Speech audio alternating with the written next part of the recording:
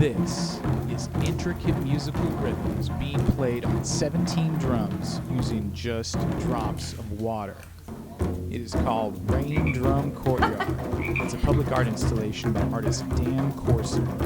I'm Tom Matosh, an artist who wants this art to help you make your art.